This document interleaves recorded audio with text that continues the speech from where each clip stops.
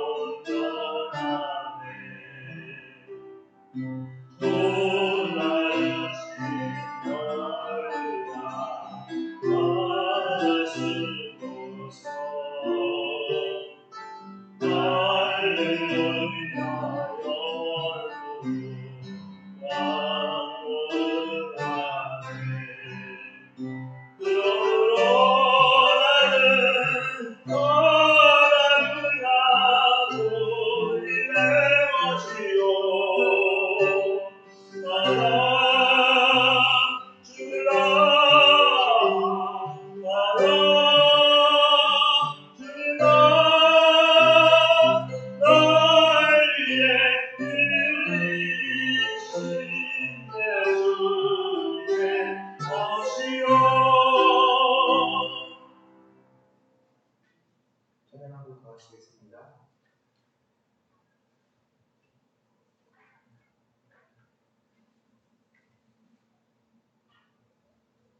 아까 반주했던 게 뭐였죠? 손에 있는 부분보다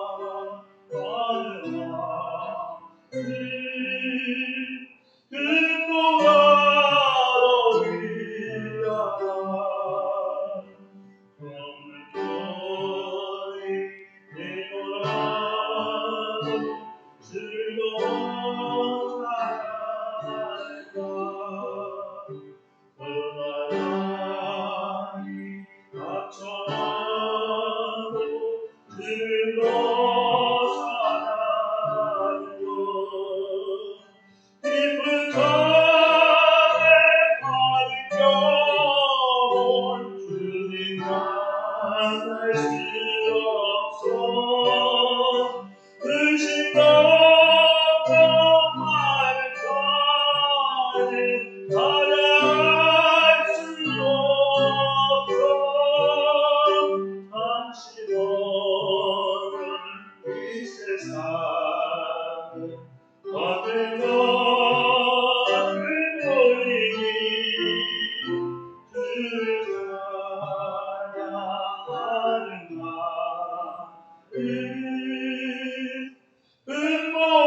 금보다도 귀하다 언제나 소식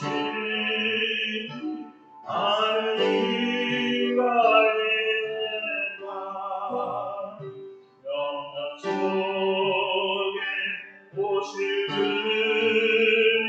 막을 준비에 없는가 이름을 부르는 주님 만날 수 없어 내리락할 소리 나면 예비할 수 없어 그 중요한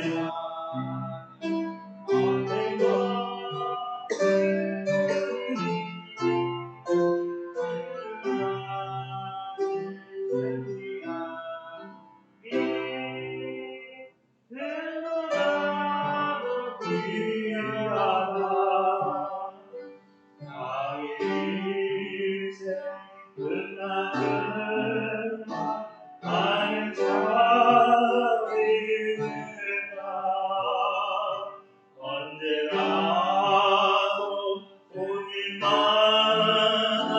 믿음의 길로 보인다 어느지 않을 시간 주님만 알 수 없어 어려운 그대 어느라도 내 딸에 당신 없는 이 세상 어떤 것을 보니 오늘 하루 있듯이 금보다도 귀하다. 기도하시겠습니다. 하나님 아버지 감사를 드립니다. 하나님 계시의 아버지 말씀을 허락하여 주셔서 하나님 마지막 때에 일어날 일들에 대하여 알게 하시고 하나님 또 주님께서 아버지 감당할 수 있는 하나님 믿음과 능력과 힘 주시고 또 하나님 무서운 아버지 환난이 있을 때에 또 하나님 우리가 감당할 수 없는 아버지 그러한 시련이 있을 때에 피할 길을 주시는 아버지 하나님 주님의 은혜에 감사드리며 아버지 이 시간 하나님의 말씀을 아버지 하나님 묵상하고 하나님의 말씀을 아버지 깨닫기를 원합니다. 성령 하나님 이 시간 우리에게 아버지 하나님 조명하여 주셔서 아버지 말씀을 깨닫게 하시고 하나님 우리에게 필요한 아버지 하나님 믿음과 인내와 하나님 소망과 또 하나님 담대한 아버지 믿음을 허락해 주셔서 하나님 다니엘처럼 아버지 또 주님의 아버지 하나님 그 사도들처럼 하나님 이 세상과 아버지 맞서서 아버지 하나님 거슬러 올라가는 아버지 그러한 하나님 신앙 갖고 살아갈 수 있도록 인도하여 주옵소서. 하나님 시간도 은혜를 풀어 주옵소서. 감사드리며 예수님의 이름으로 기도드렸습니다. 다니엘서 7장 찬양 드리시겠습니다. 말씀 다니엘서 7장 2절씩 교독하시겠습니다.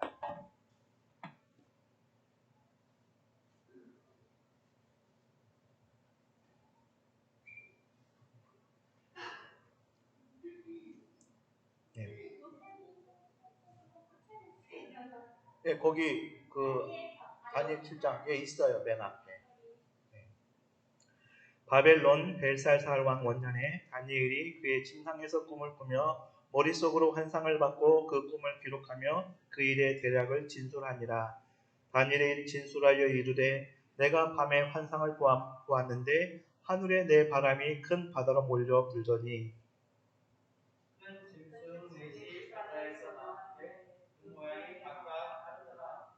첫째는 사자와 같은데 목소리 날개가 있더니 내가 보는 중에 그 날개가 보고 그 땅에서 밀려서 사람처럼 두 발로 서서 또 사람의 마음을 알았더라. 또 우리 다른 짐승 곧 둘째는 곰과 같은데 그것이 몸 한쪽을 들었고 그 이외 이 사이에는 새 갈빗대가 물렸는데 그것에게 그 말하는 자들이 있어 이르기를 일어나서 많은 고기를 먹으라 하였더라.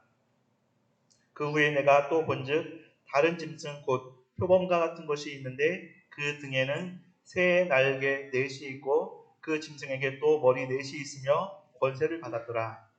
내가 밤하늘을 가운데 그 다음에 본 넷째 짐승은 무섭고 놀라우며 또 매우 강하여 또 새로 된 큰 이가 있어서 먹고 부서뜨리고 그 나머지를 발로 밟았으며 이 짐승은 전에 모든 짐승과 다르고 또 열 뿔이 있더라. 내가 그 뿔을 지금 8절 읽어요. 유심히 보는 중에 다른 작은 뿔이 그 사이에서 나더니 첫 번째 뿔 중에 셋이 그 앞에서 뿔까지 있었으며 이 작은 뿔에는 사람의 눈 같은 눈들이 있고 또 입에 있어 큰 말을 하였더라. 오늘 거 안 드렸어요? 네, 내가 보니 왕자가 놓이고 옛적부터 항상 계신 이가 좌정하셨는데 그의 옷은 희기가 눈 같고 그의 머리털은 깨끗한 양의 털 같고 그의 보좌는 불꽃이요 그의 바퀴는 타오르는 불이며 불이 강처럼 제가 2절씩이에요. 예, 불이 강처럼 흘러 그의 앞에서 나오며 그를 섬기는 자는 천천히요 그 앞에서 모셔선 자는 만만이며 심판을 베푸는데 책들이 펴 놓였더라.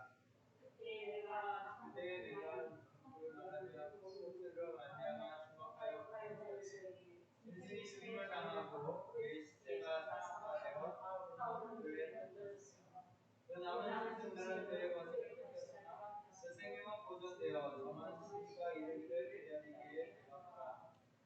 내가 또 밤 환상 중에 보니 인자같은 이가 하늘 구름을 타고 와서 옛적부터 항상 계신 이에게 나아가 그 앞으로 인도되매 그에게 권세와 영광과 나라를 주고 모든 백성과 나라들과 다른 언어를 말하는 모든 자들이 그를 섬기게 하였으니 그의 권세는 소멸되지 아니하는 영원한 권세요 그의 나라는 멸망하지 아니할 것이니라.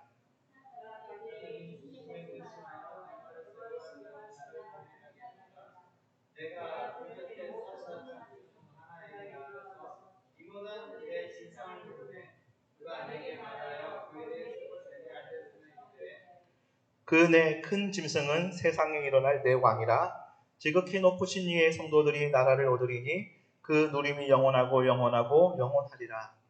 이에 내가 넷째 짐승에 관하여 알고자 하였으니 곧 그것은 모든 짐승과 달라서 심히 무섭더라. 그 짐승이 먹고 부서지는 나무를 발로 밟았으며 또 그것의 머리에는 열 뿔이 있고 그의 털 같은 뿔이 나오네 새 뿔이 그 앞에서 빠졌으며 그 뿔에는 눈도 있고 말하는 눈도 있고 그 모양이 등에 뿔보다 더 크더라. 내가 본즉 이 뿔이 성도들과 더불어 싸워 그들에게 이겼더니 옛적부터 항상 계신 이가 와서 지극히 높으신 이의 성도들을 위하여 원한을 풀어주셨고 때가 이름에 성도들이 나라를 얻었더라.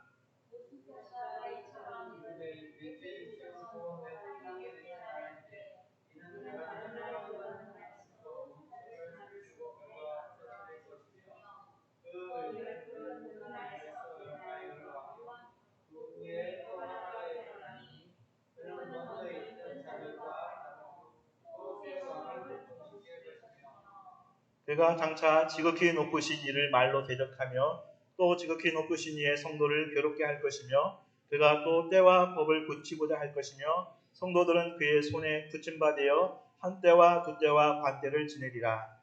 그러나 심판이 시작되면 그는 권세를 빼앗기고 이 종말의 계시를 보면 조각조각 이렇게 조금씩 그 성경 곳곳에 그 나와 있습니다. 이렇게 계시의 말씀을 하나님의 종들에게 주셨는데 이제 그 띄엄띄엄 있는 말씀들을 맞추다 보면 예를 들어서 50만 년 전에 그 인류의 그 조상인 그 두개골을 이제 맞춘다. 그러면 이 조각을 맞추다 보면 잘못 맞출 수도 있을 거 아니에요? 그러면 모양이 달라지죠. 그래서 이제 고릴라에 가깝게 이렇게 맞춰줄 수도 있는 것이고, 이렇게 이 조각조각의 말씀들을 맞출 때에 잘못 맞추게 되면 모양이 어그러지죠. 그런 것처럼 이제 지금까지 이 과거의 계시의 말씀들을 제대로 이제 맞추질 못해서 그 해석이 잘못된 경우가 있었습니다. 그래서 그렇게 또 그 해석이 또 안 된 이유는 계시의 말씀을 잘 바르게 연결하지 못했기도 했지만은 이제 하나님의 그 아직 때가 이르지 않았기 때문에 또 하나님께서 그 말씀을 열어주시지 않았기 때문에 이제 그 말씀이 열리지 않는 부분도 있습니다. 그런데 이제 우리가 지난 시간에 살펴봤는데 이스라엘이 몇 년도에 건국했다고요? 1948년 5월 14일? 네, 1948년 5월 14일에 이스라엘이 건국했는데 주님께서 무화과 나무의 비유를 배우라. 그 무화과 나무가 다시 살아난다.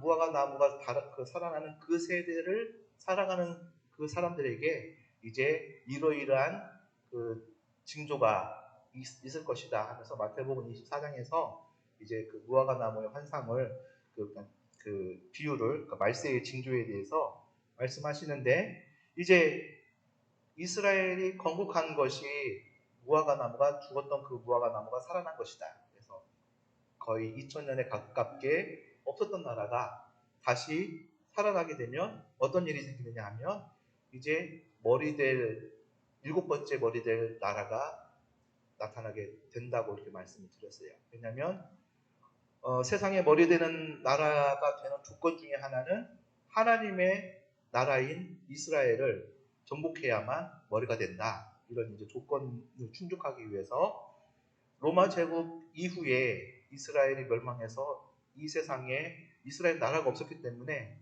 그 하나님의 나라를 정복할 수가 없었죠. 그런데 다시 죽었던 무화과 나무가 다시 살아남으로 인해서 이제 하나님의 그 나라인 이제 이스라엘이 다시 살아났는데 살아나는 것에는 두 가지 종류가 있다. 하나는 육적인 부활이고 또 하나는 영적인 부활로 이렇게 나눌 수 있는데 지금 이스라엘이 건국은 됐지만 그래서 육적으로는 눈에 보이는 나라는 완성이 됐지만 그들이 아직 주님께 돌아오지 않았기 때문에 지금 이제 영적인 회복 단계에 있는 상황이다 이렇게 생각할 수 있습니다. 그래서 현재 이스라엘이 나라가 영적으로 회복이 되었느냐 안 되었느냐 분명하게 나눌 수가 없어요. 왜냐하면 무슨 학파죠?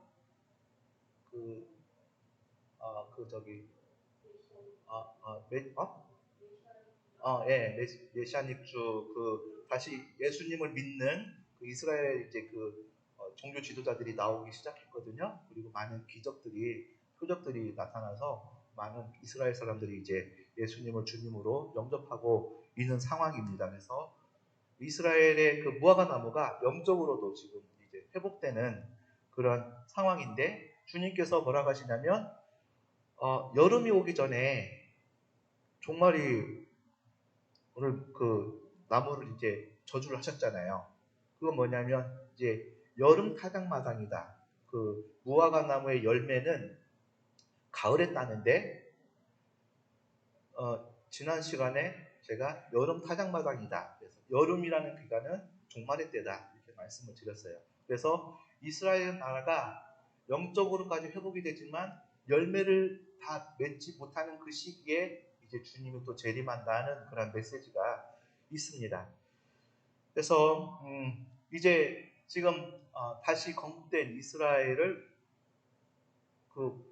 보고 있는 지금 우리들, 이 세대를 지금 살아가고 있는 우리들이 이 세대에 속한 그런 사람이다라고 생각을 해야 영적으로 유익하다 이렇게 말씀을 드렸어요.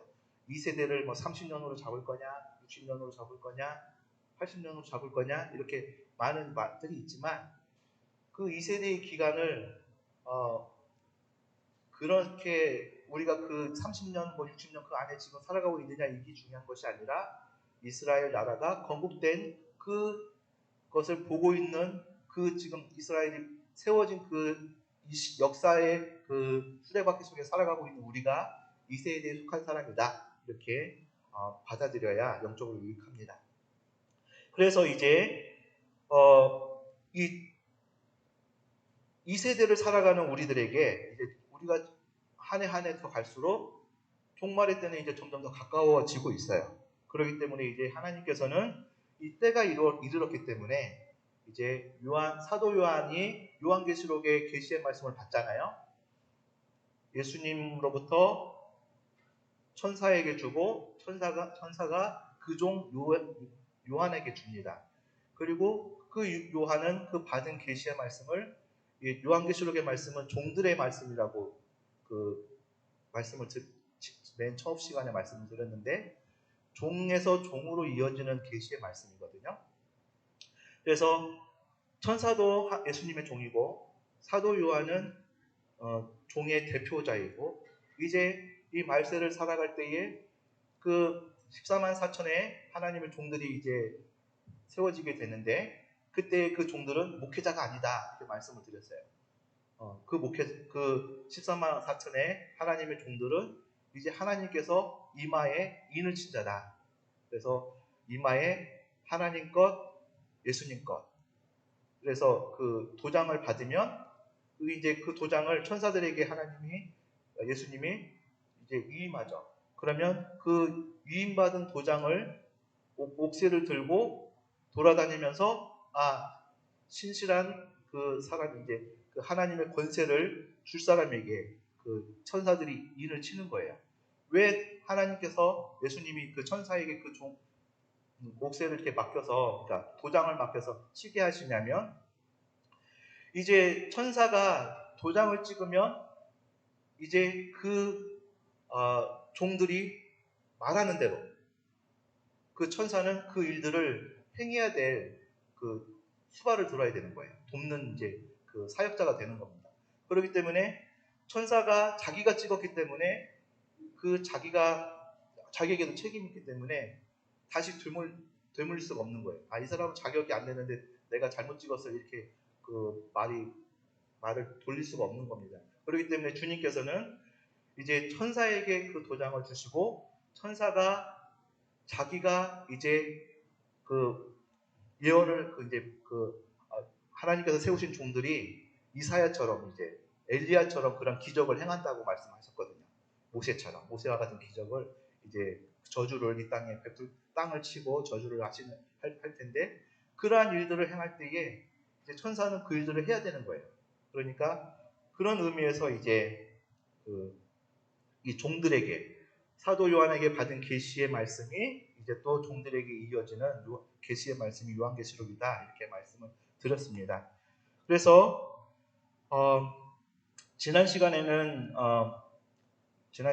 전도사님께서 그 8장 다니엘 8장에 있는 그 계시의 말씀을 봉함해라 이렇게 말씀을 했다고 이렇게 이제 말씀을 들으셨을 거예요. 그런데 이제 이때가 되니까 다니엘의 그 계시에 봉함했던 그 계시의 말씀이 다 우리들은 이제 2500년 가까이 흐른 지금에서는 다니엘이 말한 그 작은 뿔이 누군지 8장에 나오는 작은 뿔이 누군지 다 알 수가 있어요. 왜냐하면 다 열렸거든요. 다 열렸기 때문에 그게 누군지 다 알 수가 있는 것이고 그때는 하나님이 봉함해놨기 때문에 봐도 누군지를 깨닫지 못하는 것이죠. 이제 요한계시록의 말씀 그리고 오늘 계시록의 말씀을 다니엘 말씀을 이렇게 읽다 보면 이제 말씀이 연결이 되고 조명이 되는 이유는 무엇이냐면 이제 마지막 때가 가까웠기 때문에 하나님께서 천사 말씀을 깨닫게 하시고 열어주시기 때문에 우리의 그 계시의 말씀을 이제 과거보다 더 밝게 열렸다고 이렇게 믿습니다. 그리고 이러한 이제 그 하나님께서 과거에 우리가 그 이단이나 어떤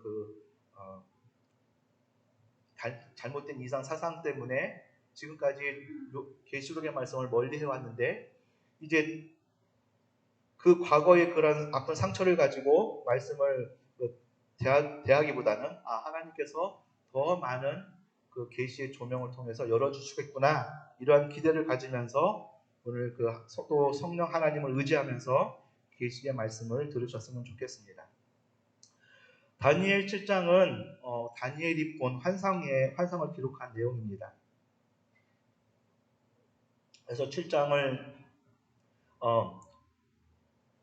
여는 그 가장 중요한 첫 번째 문장은 하늘에서 내 바람이 큰 바다로 몰려불다라는 이런 구절이에요. 이 바람의 실체가 무엇인지 알아야 계시의 말씀이 열리는데 요한계시록 7장 1절에서는 내 바람의 실체에 대해서 말씀해 주고 있습니다. 계시록 7장 1절 말씀 함께 읽어보겠습니다. 이일 후에 내가 내 천사가 땅 내 모퉁이에 선 것을 보니 땅의 사방의 바람을 붙잡아 바람으로 하여금 땅에나 바다에나 각종 나무에 불지 못하게 하더라. 아멘. 여기서 본절에 나오는 이제 바람은 천사를 말하는데 히브리서 1장 7장에 보면은 또 천사들에 관하여는 그는 그의 천사들을 바람으로 그의 사역자들을 불꽃으로 삼으시느니라 이렇게 기록된 말씀이 있습니다. 그래서 천사를 하나님께서는 바람 그리고 불꽃 이 천사의 어떤 속성이죠. 이런 이제 이렇게 바람이라고 부르시고 또 불꽃이라고 이렇게 부르시는데 땅의 사방에 그 바람을 붙잡아 놨다라고 이렇게 기록한 요한계시록 7장 1절의 말씀에서 이 바람은 자연적인 바람을 의미하는 것이 아니라 천사를 말씀한다.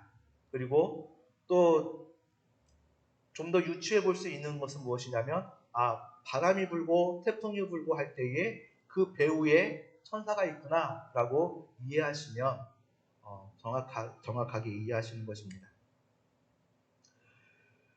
네, 그리고 이제 바다는 세상을 이렇게 그리고 각종 나무는 각 나라를 은유적으로 성경에서 표현하고 있습니다. 이 표현한 것에 대해서는 나중에 기회가 있을 때 말씀을 살펴보기로 하겠습니다. 내 바람이 큰 바다에 불자 큰 짐승 넷이 나옵니다. 그래서 다니엘 7장에서 네 짐승 중 세 짐승의 모습을 이제 자세하게 설명하고 있습니다. 4절에 독수리 날개 가진 사자, 그래서 독수리 날개가 뽑히고 사람처럼 사자가 이제 서서 으르렁거리죠. 또 두 번째 짐승은 이제 새 갈빗대를 물고 있는 곰의 모습인데 이 곰이 서 있어요. 앞발을 들고 서 있는 이제 곰의 그 모습입니다. 그리고 6절에서는 머리가 넷이고 날개가 넷이 있는 표범의 모습을 기록하고 있습니다. 그리고 이제 계시록에서는 사자 같고 곰 같고 표범 같고 무서운 강하고 천리빨을 가진 네 번째 짐승의 모습을 이야기하고 있습니다. 그러니까 무슨 말씀이냐면 다니엘서에서는 바다에서 큰 바다에서 네 짐승이 올라오는데 네 짐승 중에 세 짐승의 모습만 이야기하고 있고 계시록에서는 네 짐승 중에서 세 짐승은 아예 언급도 안 하고 네 번째 짐승의 모습만 언급하고 있는 거예요. 이 네 짐승의 모습은 종말의 때에 등장하는 세상을 지배하는 강대한 4대 세력을 보여주는 것으로 해석할 프로그램을 이렇게 휴대폰에서 이렇게 검색을 해보시면 어떻게 쉽게 알 수 있냐면 표범이라는 단어를 이렇게 검색을 해보시면 구절이 한 10개 정도밖에 안 되거든요. 거기에서 짐승을 뭐뭐 같다, 표범 같다, 곰 같다 이렇게 표현한 묘사한 그런 구절을 찾아보면 다니엘 7장과 요한계시록 13장밖에 나오지 않아요. 그래서 이제 다니엘 7장에 네 짐승의 환상은 요한계시록 13장 1절과 2절에서 바다에서 나오는 네 번째 짐승의 모습을 설명해주는 이제 배경이 되는 말씀이다. 이렇게 이해하시면 됩니다. 이제 네 짐승이 올라오면 다니엘서에서는 네 짐승이 서로 전쟁을 벌이고 네 번째 짐승이 첫 번째 사자 같은 짐승에게서 사자의 권세를 상징하는 입을 빼앗고 두 번째 짐승인 곰 같은 짐승에게서는 가장 큰 힘을 가지고 있는 곰의 앞발을 빼앗고 세 번째 짐승인 표범 같은 짐승에게서는 표범의 가장 큰 표범을 표현하는 속도, 가장 빠른 짐승이잖아요. 그 표범의 그런 모습을 보여주는 표범의 가죽 무늬를 빼앗아서 그 세 짐승의 권세를 모두 다 가지고 있는 그 짐승의 모습으로 요한계시록 13장에서 사자 같다, 곰 같다, 그리고 표범 같다 이렇게 그 형상으로 이렇게 말씀하고 있습니다. 그렇기 때문에 다니엘 7장에 나와 있지 않는 묘사되지 않은 네 번째 짐승의 모습이 요한계시록 13장에 새 짐승의 모든 권세를 가지고 있다 이렇게 기억하고 가시면 될 것 같습니다. 여기서 지금 제가 하늘에 내 바람이 분다. 지금 그 말씀이 하늘에서 내 바람이 큰 바다로 몰려불다라는 구절에 대해서는 아직 그 말씀을 덜 드렸어요. 나중에 이제 확인할 겁니다. 두 번째 중요한 이제 말씀은 머리 싸움이에요. 짐승들이 이제 싸우고 네 번째 짐승이 이제 이깁니다. 그런데 다니엘이 이긴 짐승이 살펴보니까 다른 짐승과 다르게 뿔이 10개가 있다 이렇게 말씀하고 있습니다. 그래서 다니엘 7장의 환상은 마지막 때에 7번째 머리가 될 나라의 싸움에 관한 이야기라고 지난번에 말씀드렸죠. 이 네 짐승이 올라온 때는 그 도표를 보면서 제가 이 느부갓네살 왕의 환상인 그 금신상의 발등상의 부분 해당되는 부분이다 이렇게 말씀을 드렸습니다.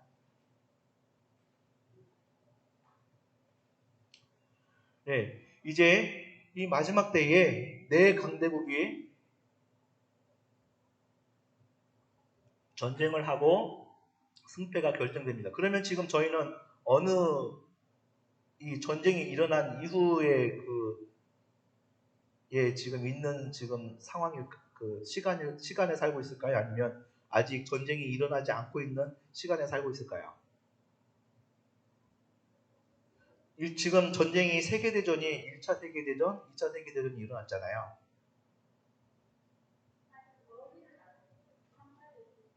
예, 그러면 어떻게 이해할 수 있냐면 이스라엘이 언제 건국됐냐?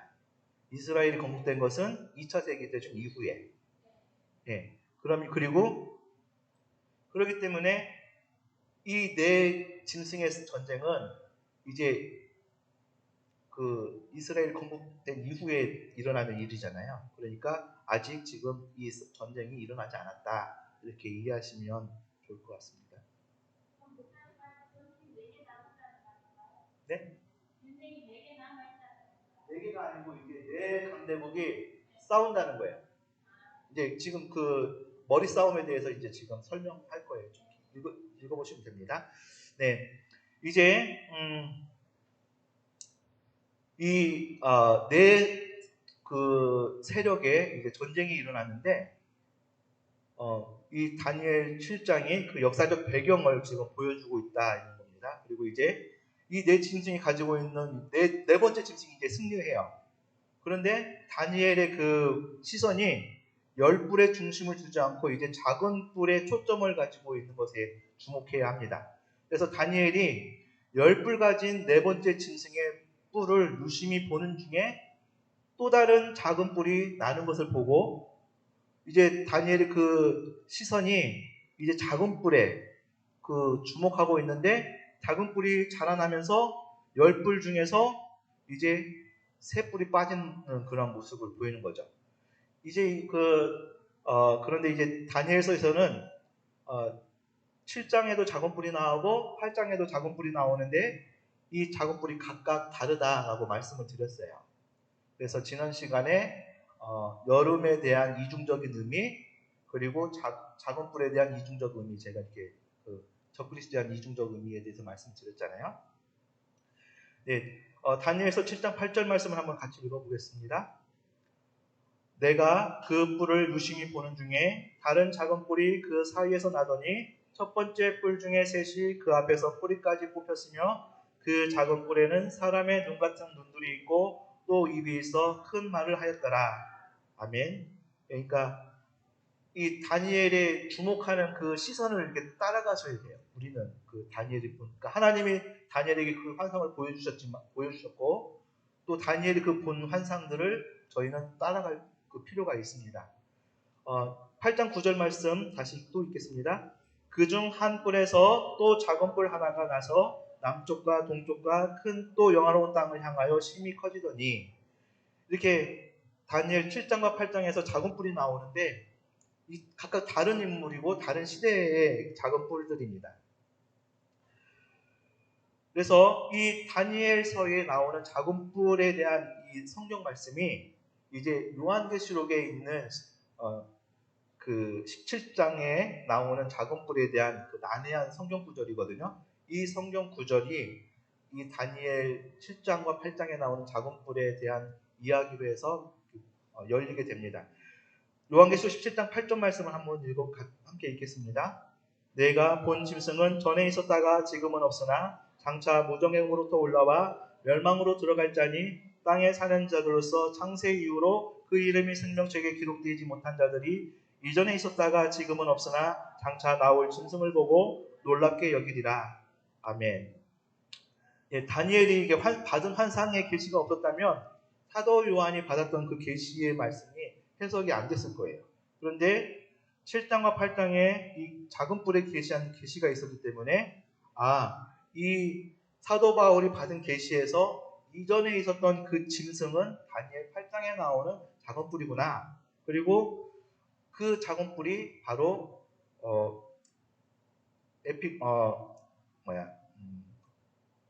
셀루쿠스 왕조에서 안티오코스 에피파네스 4세구나.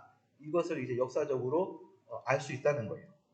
그리고 이제 또 다니엘 7장에 나오는 작업뿔은 아직 이르지 않은 그 작업뿔, 적그리스도를 가리킨다는 것을 이제 사도 요한의 그 계시의 말씀에서 이해할 수가 있습니다. 이해가 되셨나요? 여기서 보면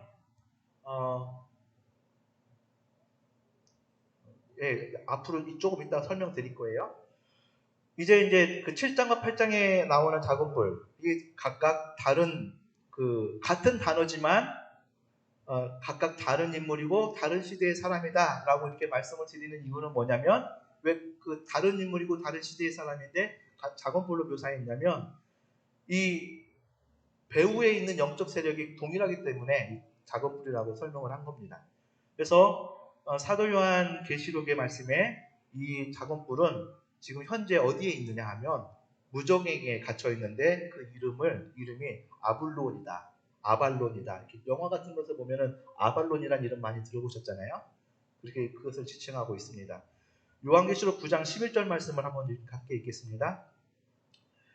그들에게 왕이 있으니 무적행의 사자라. 히브리어로는 그 이름이 아바돈이요 헬라어로는 그 이름이 아블론이라 이더라. 아멘. 예, 제가 이렇게 말씀을 이제 저도 이렇게 배운 거니까 이렇게 말씀을 연결해 해드리는데요. 이렇게 전체적인 그 말씀 속에서 이 구절이 뜻하는 의미를 살펴보시면서 읽으시면 더 그 많은 그런 이해를 이렇게 찾으실 수 있습니다. 계시록에서 이제 7머리 10뿔 가진 짐승에 대해 상세하게 이제 설명하고 있지 않습니다. 11장에서 하나는 아직 이르지 않았다. 사도 요한이 환상을 볼 때는 이제 요한이 말하기를 5은 망하였고 이렇게 말씀하고 있어요. 그래서 이 5이 어디냐 하면 바벨론, 메데바사, 헬라 이게 망했다. 이 세 개잖아요. 바벨론, 헬라, 메데바사, 헬라. 그러면 이제 다니엘이 그 환상 느부갓네살 왕이 받았을 때의 그 이전의 환상 머리 되는 두 나라는 이제 애굽이고 또 뭐라고 그랬죠? 아수르? 아시리아? 예, 두 나라다 이렇게 말씀을 드렸어요. 그래서 이 다섯의 그 나라는 망했고, 그리고 이제 사도 요한이 살고 있는 그 여섯 번째 머리가 되는 그 나라는 로마 제국이었고, 그리고 이제 하나는 아직 이르지 않았는데 이르면 잠깐 있게 된다 이렇게 말씀한 것이 요한계시록 11장의 말씀입니다.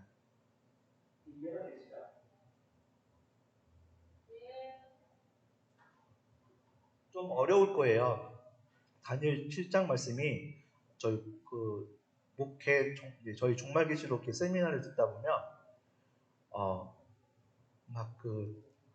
요한계시록 뭐 19장, 13장 다니엘 갔다가 막 왔다 갔다 하니까요 정신을 못 차려요. 그래서 뭔 말씀인지 잘 이해를 못 하거든요. 그러니까 또 특히 요한계시록 말씀 중에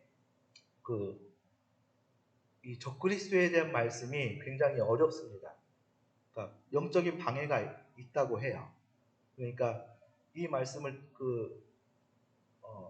한 번 듣고 두 번 듣고 이렇게 계속 복습하시다 보면 조금 더 이렇게 말씀이 열리시게 될 거예요. 그러니까 맨 처음에 아직 좀 아리까리 하시더라도 쭉 따라와 보시면 될 것 같습니다. 네.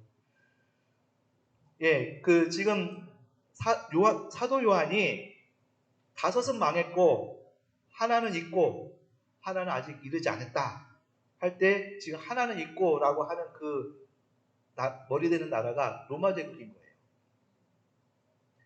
예, 그래서 지금 이제 아직 이르지 않았다라는 나라를 금신상에서 이제 찾아보면 금신상의 종아리 부분이 철나라고 그 철나라에 해당되는 부분이 이제 사도 요한이 살았던 시대고 그게 로마 제국 시대인데 이제 로마 제국은 없어졌고 망했고 아직 이르지 않은 그 나라가 이제 발 부분에 해당되는 일부는 철이고 일부는 흙이고 그리고 10발가락이 있는 모습으로 이제 발을 해석한다고 말씀드렸잖아요. 그래서 7번째 머리가 되는 나라는 이제 다니엘서의 금신상에서 10발가락에 해당되는 나라다. 지난번에 이렇게 말씀을 드렸어요. 그리고 다니엘 7장에서는 열불 열왕의 이제 나라에서 새로 돋아나는 8번째 왕이 있다. 8번째 뿔이 있다. 작은 뿔에 대해서 이렇게 말씀하고 있습니다. 왜 8번째 왕이라고 이렇게 표현했느냐? 지난번에 설명드렸는데 왜냐하면 10개 뿔 중에서 작은 뿔이 돋아나면서 몇 개가 빠졌어요? 3개가 빠졌어요. 그럼 몇 개 남아요? 7개 남죠. 그죠? 7개 남는데 작은 뿔이 하나 나왔잖아요. 그러면 총 뿔이 몇 개 있어요? 8개잖아요. 예. 10 빼기 3 더하기 1 해서 8개죠. 그러니까 8번째 왕이라고 하는 이유가 뭐냐면 뿔이 8개이기 때문에 8번째 왕이라고 말씀드리는 거예요. 그런데 그 8번째 뿔은 7번째 나라에 속하지 않았다 이렇게 이야기해요. 왜냐하면 그건 나중에 설명드릴게요. 네. 네. 여기서 이제 다니엘 7장의 환상의 말씀을 보면 열왕의 나라에서 새로 돋아나는 8번째 왕 작은 뿔이라고 이렇게 싸워서 이겨서 정복하고 이제 그 왕이 다스리는 그 나라가 다 지배하는데 그 10뿔 왕 중에서 이제 하나의 작은 뿔이 이제 돋아나기 시작합니다.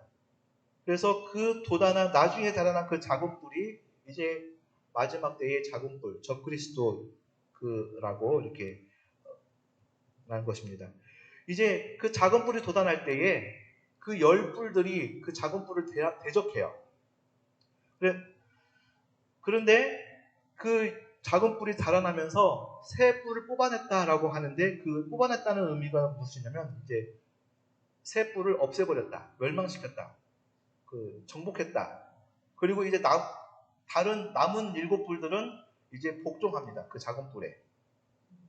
그래서 이렇게 그 네 짐승의 머리 싸움에 대해서 이렇게 자세하게 이제 지금 설명을 드렸는데, 이렇게 제가 말씀을 드릴 수 있는 이유는 무엇이냐면, 이 머리 싸움하는 그 짐승에 대해서 다니엘 7장 16절에서 17절 말씀에서 첫 번째 해석을 해주시는 말씀이 있어요. 그리고 또 두 번째로 7장 23절과 24절의 말씀에서 다시 한번 또 재해석을 해주시고 있기 때문에 이렇게 자세하게 말씀을 드릴 수가 있는 겁니다. 예, 다니엘 2장의 금신상이 요한계시록 17장에 7머리 10뿔 가진 붉은 짐승과 연관시켜서 세상 나라의 멸망을 보충해서 이렇게 배경이 되는 말씀으로 해석했다면, 다니엘 7장에서 하늘에서 큰 바다로 부는 네 바람은 요한계시록 9장 14절에서 나오는 유브라데스 강에 결박된 네 천사를 가리킨다. 그리고 그 천사들이 풀려날 때에 일어나는 유브라데 전쟁과 관련이 있는 4대 국가 세력이다. 이렇게 이해하시면 될 것 같습니다. 한번 요한계시록 9장 14절과 15절 말씀 한번 함께 읽어보겠습니다. 나팔 가진 여섯째 천사에게 말하기를 큰 강 유브라데에 결박한 네 천사를 놓아주라 하매 네 천사가 놓였으니 그들은 그 년 월 일시에 이르러 사람 3분의 1을 죽이기로 준비된 자들이었더라. 아멘. 여기서는 그 네 천사가 큰 강 유브라데스 동서남북에 이렇게 결박되어 있다, 이렇게 말씀하고 있잖아요. 그런데 이 요한계시록 11장 7절 말씀에 보면 같이 읽어보겠습니다. 그들이 그 증언을 마칠 때에 무저갱으로부터 올라오는 짐승이 그들과 더불어 전쟁을 일으켜 그들을 이기고 그들을 죽인 터인즉. 아멘. 여기서 그 네 번째 짐승이 무저갱에서 올라온다, 이렇게 기록하고 있어요. 그래서 이 종말에 일어날 전쟁이 동서남북에 있는 유프라테스 강 주변에 있는 강대국인 거죠. 그래서 그 왕들의 모습을 제시하면서 상호 이렇게 연결해 주면서 해석해 주고 있고요. 이 7절 말씀에서 보면 그들은 그러니까 요한계시록 11장 7절 말씀이에요. 여기서 그들이 그 증언을 마칠 때에서 그들은 두 중인의 사명을 맡은 하나님의 종들을 이렇게 말씀하고 있습니다. 그러니까 이제 유브라데스 전쟁이 제3차 세계대전이 일어나는 때는 언제냐면 하나님의 종들이 천사들로부터 인을 받은 이후에 일어나는 거예요. 그러니까 두 중인의 사명을 하나님이 받은 자들이 있고 나서 그러니까 하나님이 그 종들의 머리에 인치기까지는 내 바람을 붙잡아두라고 이렇게 말씀하시거든요. 그러니까 아직 내 짐승이 아직 올라오지 않은 겁니다. 예, 이제 그 종들이 종들의 사명 이마에 받은 그 종들의 사명이 끝마치게 되면 이제 다니엘 7장에 그 작은 뿔이 이제 나와서 큰 전쟁을 일으킨다, 이렇게 이해하시면 될 것 같습니다. 시간이 있으실 때에 이제 다니엘 7장, 요한계시록 9장, 그리고 11장 이 말씀을 전체적으로 이렇게 살펴보시면서 제가 드린 그 교재를 따라서 이렇게 순서대로 이렇게 읽어보시면 이렇게 추적해서 이렇게 조명하는 글을 이해하시면서 이렇게 추적해서 읽어보시면 종말에 이루어질 일들을 그 순서들을 이해하시는데 도움이 될 겁니다. 예수님께서 이제 6번째 인을 떼시면 이제 5번째 인을 떼실 때에 종들의 이마에 인을 치잖아요. 6번째 인을 떼면 해가 검은 털로 짠 상복같이 검어지고 달은 온통 피같이 되며 하늘의 별들이 무화과 나무에서 설익은 열매가 떨어지는 것 같이 떨어지며 하늘은 무화과 나무가 말리는 것 같이 떠나가고 각 산과 섬이 자리에서 옮겨지는 큰 지진이 이제 발생합니다. 지진도 하나의 이제 징조잖아요. 종말의 징조. 그런데 이 지진이 정확한 그 종말의 때를 가르쳐줄 수 없는 이유는 무엇이냐면 이 지진이라는 것은 100년 전에도 있었고 200년 전으로 있었고 주기적으로 뭐 50년 주기로 100년 주기로 이렇게 지진이 일어나기 때문에 정확한 때를 짚을 수가 없죠. 그런데 지진이 지금 일어나는 빈도나 강도나 이런 큰 그런 규모를 통해서 점점 이제 지진이 일어날 때마다 종말이 가까웠구나라고 알 수가 있어요. 그래서 하나님께서 왜 지진을 이렇게 일으키시냐면 종말의 때에 이제 깨우는 겁니다. 땅을 흔들어서 자는 사람을 깨울 때 흔들잖아요. 일어나라. 이렇게 깨우는 것처럼 지진을 하나님이 땅을 흔드는 이유는 이제 영적으로 깊은 잠에 자고 있는 그러한 이제 성도들을 깨우시기 위해서. 그러니까 지진이 일어날 때마다 깨어나야 되는 거예요. 우리는 영적으로 깨어나야 되는 겁니다. 지진이 일어날 때 깨어나지 않으면 이제 큰일이 나는 거죠.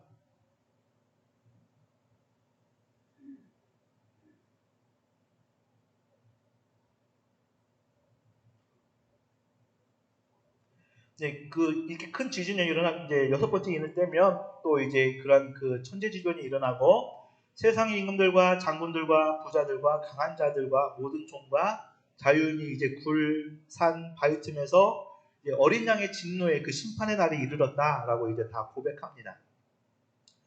이렇게 예수님의 진노가 쏟아진 후에 네 천사가 땅 사방에 묶여있는 그 모습을 보여주는데 이 네 천사는 큰 강 유브라데스 네 모퉁이에 결박되어 있는 네 천사로서 이제 그 천사들이 땅에나 나무에나 각종 나무에나 불지 못하게 이렇게 묶여 있는 그 말씀을 찾아볼 수 있습니다.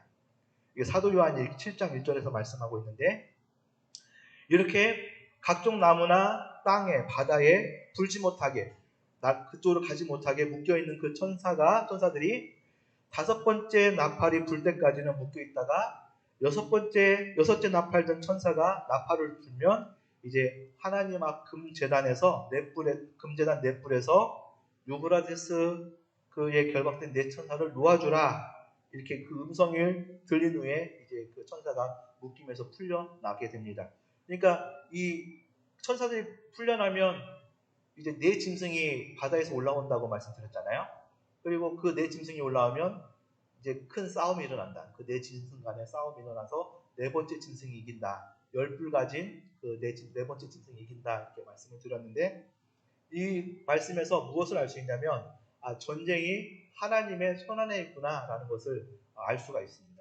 그러니까 금제단에서 하나님의 말씀이 명령이 있기 전까지는 지금 이 땅에 곧 전쟁이 일어날 것처럼 굉장히 미국과 중국과 러시아와 많은 그런 전쟁들이 지금 막 일어나면서 굉장히 불안하잖아요. 우리나라도 북한과 언제 전쟁이 일어날지 못한 그런 항상 불안한 그런 가운데 있는데 이렇게 온 세상이 전쟁이 일어날 그런 분위기 가운데 있더라도 전쟁이 일어나지 않고 있는 이유는 무엇이냐면 그 내 바람을 붙잡고 있는 사람이 있기 때문에 그러니까 그 바람이 불지 못하도록 막고 있는 자가 있기 때문입니다.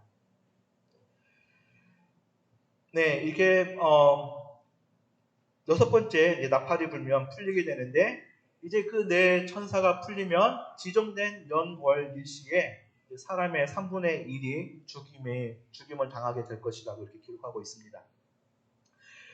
큰 강 유브라데에 결박된 천사가 놓여지면 하늘에 네 바람이 큰 바다로 몰려 불고 큰 짐승 넷이 이제 바다에서 각기 다른 모양을 가지고 올라오는 모습이 다니엘서 7장 2절과 3절에서 나옵니다.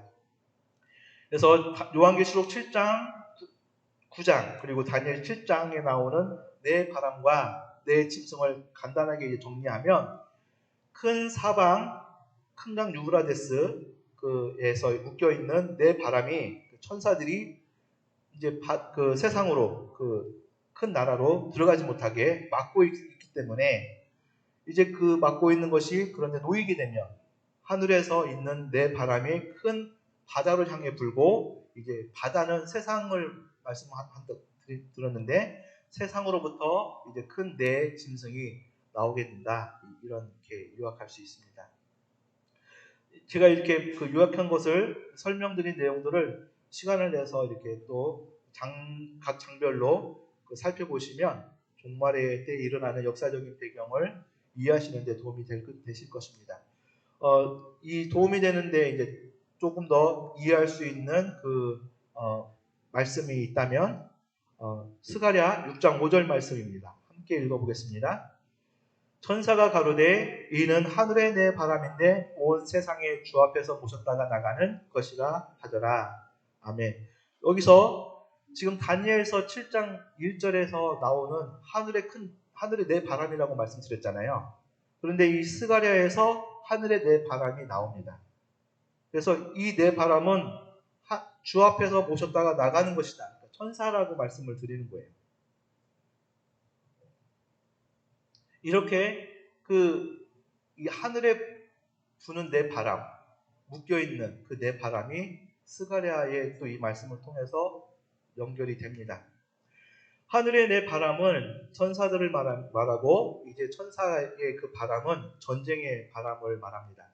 그래서 큰 바다는 성경의 용례상 이제 이방 세계나 사단의 세력을 상징한다는 점에서 이제 하나님을 대적하는 세상의 악한 세력이다. 이렇게 이해하시면 될 것 같습니다. 말씀이 절반밖에 안 했는데 지금 11시 반이네요. 단 12시 지금 넘은지 알고 조금 더 하겠습니다.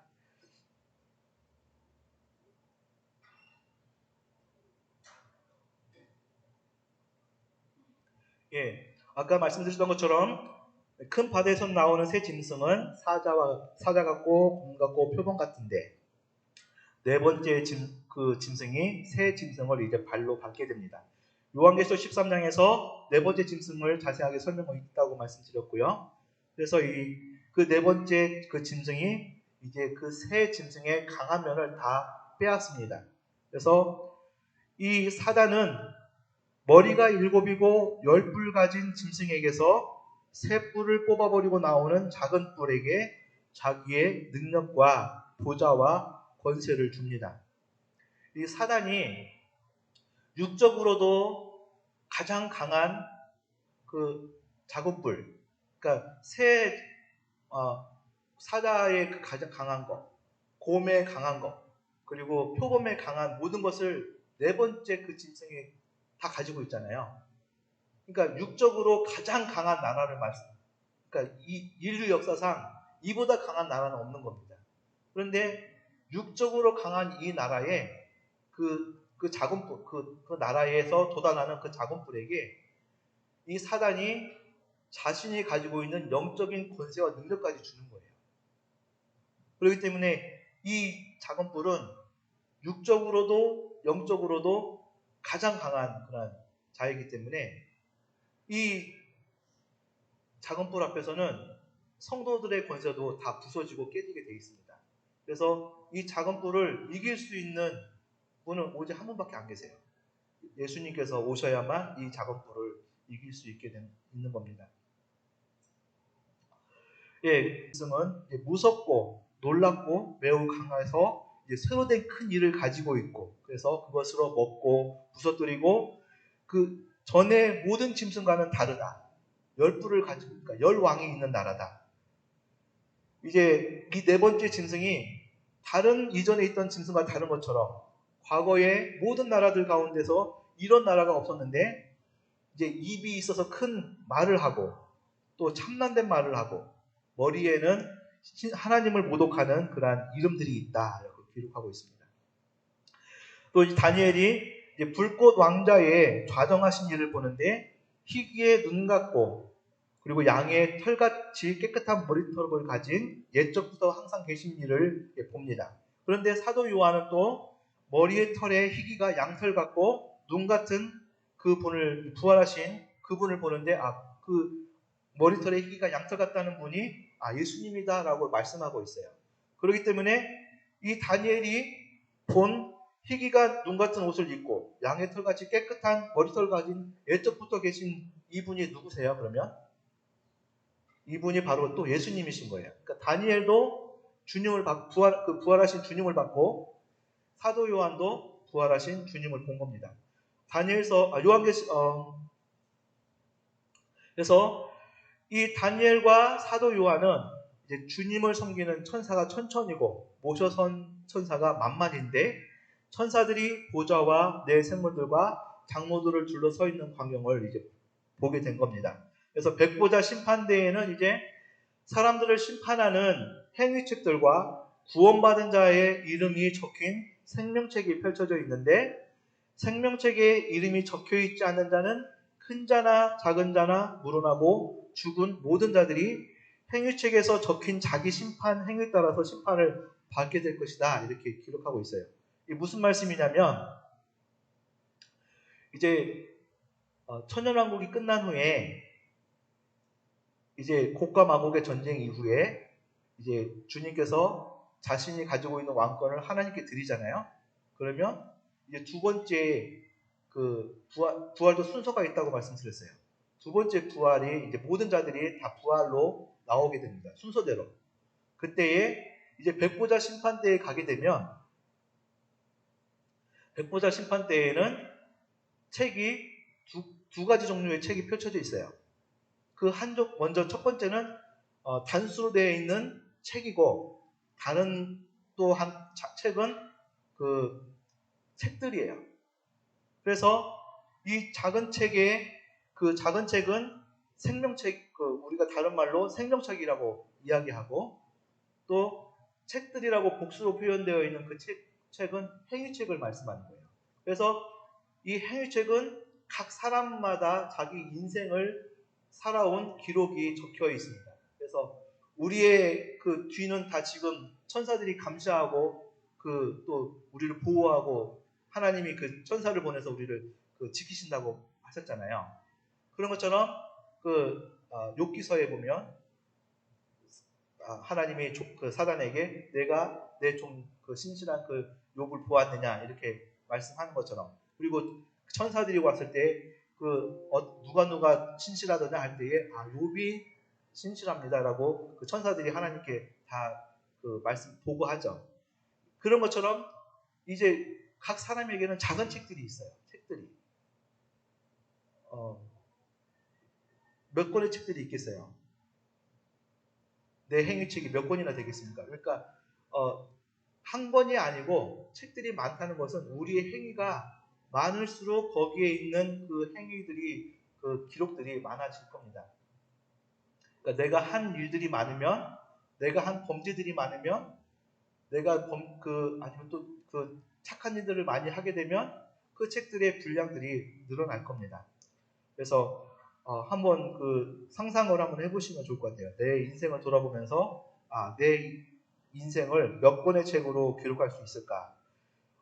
제가 아는 저희 교단 선교사님은 책을 4권으로 이렇게 선교집을 만들어서 책을 쓰셨더라고요. 그래서 대단하시다는 생각이 들어요.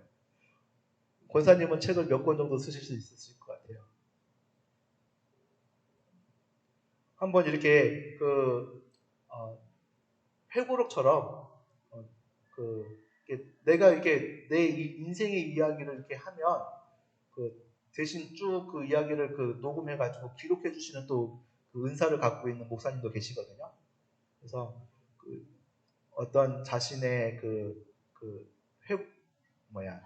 자서전을 이렇게 만드실 수도 있을 겁니다.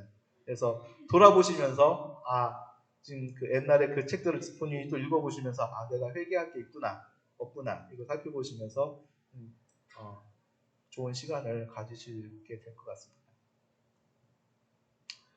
예, 아까 어디까지 했죠? 네, 이제 이 책과 생명책과 행위책이 있는 거예요. 그래서 이제 하나님 앞에 부활된 그러니까 부활해서 이제 백보자 앞에 서게 되면 먼저 뭘 보겠어요? 생명책에 이름이 있는지 없는지 먼저 보는 거예요. 그래서 생명책에 이름이 기록되어 있다 하면 이제 천국으로 가는 거죠. 예. 그리고 만약에 이제 생명책에 이름이 없으면 이제 자신의 행위대로 그 작은 책에 기록된 행위대로 심판을 받게 되는 겁니다. 이제 다니엘이 백보자 앞에 행위책을 바라보고 있을 때에 작은 뿔이 말하는 큰 목소리를 듣고 작은 뿔을 주목하여 보는데 작은 뿔 짐승이 죽임을 당해서 타오르는 그 불에 던져지는 광경을 봅니다. 그리고 이제 사도 요한은 짐승과 표적을 행하던 거짓 선자가 함께 잡혀와서 이 둘이 산채로 유황불 붙은 못에 던져지는 광경을 목도해요. 그리고 이제 천년왕국이 천년이 지났을 때 이제 사단이 풀려나서 이제 미혹하는 일을 하는데 곡과 마곡의 전쟁이 벌어진 후에 천년왕국 사람들을 미혹했던 마귀도 불과 유황 불못에 던져지고 이제 거기에서 그 사단과 거짓 선지자와 그 짐승이 함께 하게 되는데 그곳의 이름이 지옥 불못이다. 이렇게 말씀드리는 겁니다. 그러면 여기서 우리가 생각해야 될 것이 뭐냐면 그러면 작은 그 네 번째 짐승은 언제 들어가는가? 지옥에. 언제 들어가요? 지옥에 가장 먼저 들어가는, 그러니까 지옥에도 들어가는 순서가 있는 거예요. 지옥에 가장 먼저 들어가는 게 뭐냐면 짐승과 그 짐승을 따르던 거짓 선지자가 먼저 들어가요. 그런데 그게 언제 들어가냐면 천년왕국 시작할 때 들어가는 거예요. 그러면 이제 이 사단과 그 졸개들은 어디에 있겠어요? 이제 무적행에 갇혀 있겠죠. 왜냐하면 이 무적행에 갇혀 있던 아블론이 나올 때에 무적행에서 나오잖아요. 그 무적행은 뭐냐 하면 그 감옥으로 치면 우리가 이해할 수 있는 감옥으로 치면 임시 형무소 같은 거예요. 그러니까 경찰서에 큰 경찰서에 가면 거기에 유치장이 있잖아요. 그 유치장에 임시로 가둬놓는 거죠. 그리고 재판이 끝나면 진짜 이제 감옥에 들어가잖아요. 그러니까 이제 이 백보자 심판대가 진짜 재판을 하는 장소고 그 재판을 거치면 이제 지옥에 가는 것처럼 아직 재판을 거치지 않은 이 사단과 이런 그 사람들은 무적행에 갇혀 있는 거죠. 그리고 이제 이 말씀에서 보면 그럼 사단은 언제 들어가냐? 그 말씀할 때 그 천년왕국 마지막 때에 사단이 한번 천년왕국에 있는 그 사람들을 또 유혹하기 위해서 풀려나잖아요. 예, 그러면 그 사단이 유혹해서 곡과 마곡의 전쟁이 벌어진 후에 거기서 이제 그 모든 사람들이 다시 다 부활해서 이제 백보자 심판대 앞에서 심판을 받고 이제 진짜 지옥에 들어간다고 이렇게 오늘 다니엘 7장의 말씀과 그리고 계시록 19장 이 말씀들을 쭉 그 조각들을 모아서 살펴보면 두 번째로 지옥에 들어가는 것들이 이제 그 사단이구나 이렇게 알 수 있습니다. 이제 다니엘이 두 번째 이제 환상을 보는 게 나옵니다. 예수님께서 다섯 번째 인을 떼실 때에 제단 아래에 죽임을 당한 그 순교자의 그 영혼들이 하나님께 이제 호소합니다. 우리의 원수를 갚아달라. 언제까지 우리의 원수를 안 갚아주실 겁니까? 라고 요청할 때에 하나님께서는 그들에게 흰 두루마기를 주시면서 잠시만 기다려라. 아직 순교자의 그 수가 아직 차지 않았다. 그래서 그 마지막 때에 한때, 두때, 반때에 수많은 사람들이 죽임을 당하는데 그 순교자의 수가 차게 되면 이제 그때까지 기다리라고 이렇게 말씀하시는 겁니다. 그래서 이제 그 순교자의 수가 차게 되면 이제 그러니까 그 순교자의 수가 차기까지 이 작은 뿔은 성도와 싸워서 이기고 많은 그 자신에게 그 절하지 않는 그 성도들을 죽여서 이제 순교자의 수가 차게 합니다.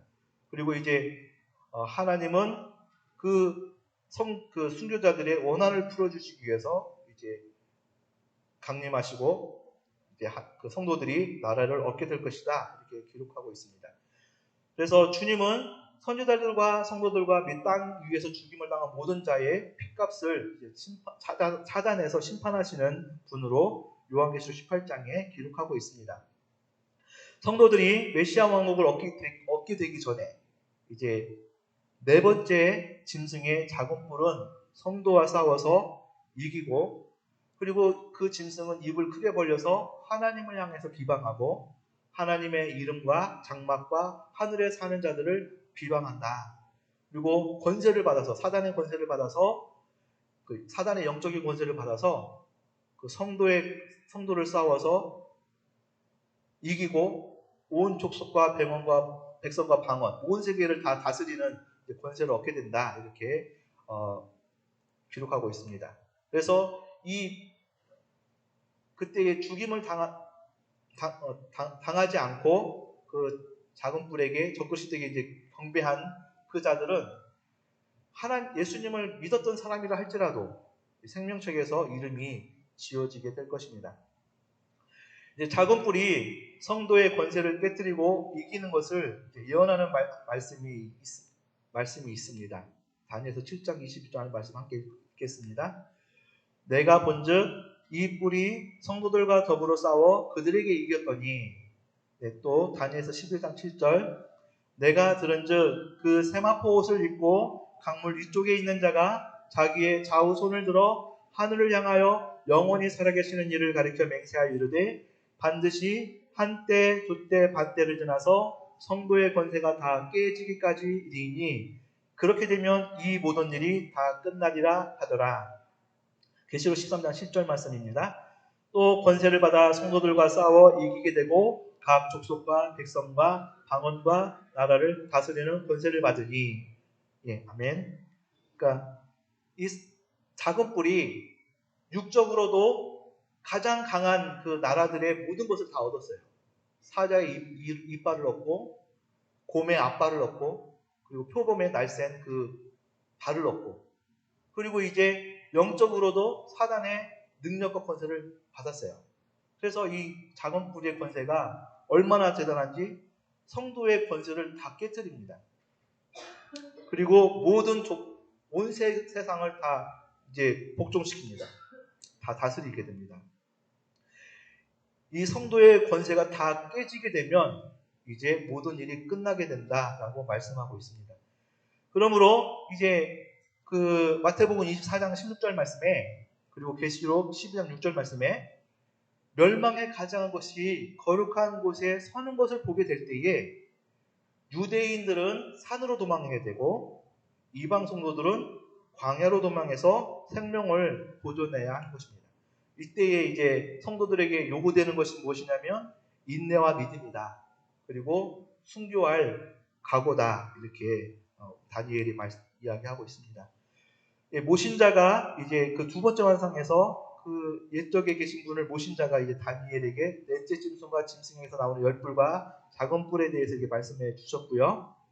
그래서 그 작은 뿔이 모든 것을 다 부서뜨릴 것이다. 전쟁할 것이다. 그리고 그 전쟁에서 네 번째 나라가 일어나서 인력이 무섭고 이제 대단할 것입니다. 그래서 엘리야가 이제 하늘에서 불을 내려서 재물을 태워서 기적을 행했던 것처럼 적그리스도 또한 이제 이러한 엘리야와 같은 그런 능력과 표적과 기적을 베풀고 어떻게 할 수만 있으면 어떻게 해서든지 자신이 그리스도다, 예수님이다, 재림 예수님이다 이렇게 얘기하면서 성도들을 미워할 것이다 라고 성경은 기록하고 있습니다. 그래서 사도 바울이 뭐라고 말씀하냐면 자신이 로마 그 제국 시대에도 적그리스도의 세력이 활동했다. 그런데 아직 그 적그리스도의 그 실체를 맡고 있는 자가 있어서 맡고 있다 이렇게 말씀하고 있어요. 그 적그리스도의 실체는 맡고 있지만 그 쫄개들이나 그 쫄개들이 사도 바울의 때에 로마 제국 때에도 교회 안에서 거짓 교리로 교회 안에 들어와서 활동하고 있다 이렇게 기록하고 있는데, 그 사도 바울의 때에 적그리스도의 그 쫄개들이 활동하고 있다면 지금 우리가 살고 있는 지금 이때에는 얼마나 더 많은 그 적그리스도의 그 쫄개들이 또 이 교회 안에서 활동하고 있겠습니까? 그러니까 그것을 짐작하면서 오늘날 우리가 이 교회 안에 있는 거짓 교사 그리고 사도 바울의 때보다 더 많은 이제 거짓 교리들을 이 지금 들어와 있다는 것을 유념하시면서 말씀들을 잘 분별하시면서 받아들이셔야 할 것입니다. 그래서 사도 바울이 말씀하신 것처럼 이 사도 바울의 때에 적그리스도를 나오지 못하게 막고 있는 자가 있다. 그래서 그 불법한 자를 나오지 못하게 막고 있는 것처럼 유브라데스의 그 네 바람이 불지 못하게 붙잡고 있는 그 막는 자가 있다. 그런데 그 네 바람이 이제 큰 바다로 풀려나서 불게 되면 네 마리의 짐승이 나오게 된다. 이렇게 이해하시면 좋을 것 같습니다. 그래서 작은 뿔이 출현할 때에 이제 출현하면 하나님의 때와 법을 바꾸어서 이제 자신이 하나님이다. 나에게 경배하라. 이렇게 요구할 때에 성도들이 죽음이 두려워서 짐승에게 경배하거나 미혹을 받게 되면 이제 그 미혹을 받고 그 짐승표를 받게 되면 생명책에서 이름이 지어지게 될 것입니다. 그러니까 이런 말씀을 하잖아요. 어떤 그러니까 믿음이 좋은 분들도 아니 천국은 믿음으로 가는 거지 표를 받고 안 받는다고 가느냐. 그래서 그 베리칩이나 이것이 그 표 하나 못 받았다고 해서 지옥에 가겠냐 이렇게 말씀하잖아요. 왜냐하면 이신칭의가 분명하니까 믿음으로 가는 거지 그 칩 하나 받고 안 받은 그 행위 하나로 인해서 지옥과 천국이 어떻게 결정되냐. 지금 그러니까 뭐냐면 지금 이 시대에 그 짐승표를 적용하면은 안 되는 거예요. 이 그 짐승표를 받고 안 받고의 그것으로 구원이 분명하게 나눠지는 시기는 후사년 반대에 일어나는 그 이야기입니다. 그러니까 그때에는 짐승표를 받느냐 받지 않느냐에 따라서 믿음이 있느냐 없는 자로 분명하게 그 쭉정이와 가라지로 분명하게 나눠지게 돼 있어요. 이해하시겠어요? 짐승표가 지금 짐승이 안 나왔잖아요. 예. 짐승이 아직 안 나왔잖아요. 그러니까 베리칩이 그러니까 짐승표에는 나중에 짐승표에 대해서 이제 또 한번 있을 수 없지 모르겠는데 어쨌든 짐승표에는 두 가지 기능이 있어요. 그 짐승표에는 일단 매매하는 기능이 들어가 있는 거예요. 예. 그리고 그 짐승표는 또 신체에 삽입한다고 이렇게 두 가지의 그 조건이 충족돼야 되는 겁니다. 그러니까 그런데 이 베리칩은 두 가지 조건을 다 충족해요. 그러니까 사람 몸에 그 받는 칩. 예. 그런데 그게 지금 적그리스도표냐 기냐 아니냐. 그래서 결론이 한국 교단에서는 베리칩은 적그리스도표가 아니다. 이렇게 지금 그 성명을 발표했었거든요. 그런데 그것을 기다 아니다라고 지금 결정하는 것은 어리석은 거예요. 왜냐하면 아직 적그리스도가 안 나왔잖아요. 그러니까 뭐냐면 사람이 태어나면 뭘 먼저 받아요? 어린아이가 태어나면 받는 것이 뭐가 있냐면 번호를 받아요. 번호. 주민번호. 예. 그런데 그 주민번호를 언제 실제적으로 눈에 보이는 것으로 받냐면 성인이 되면 받죠. 주민등록증으로. 그러면 이 번호를 받고 증을 받는 것은 뭐냐면 그 나라가 있기 때문에 받는 거잖아요. 그러면 반대로 이제 표를 먼저 받고 있다가 나중에 그 나라가 들어서면 그게 자동적으로 지금 아니다라고 이렇게 말을 했다는 것이 문제인 거죠. 네, 옆으로 빠졌는데요. 네, 그래서 이 종말의 때에는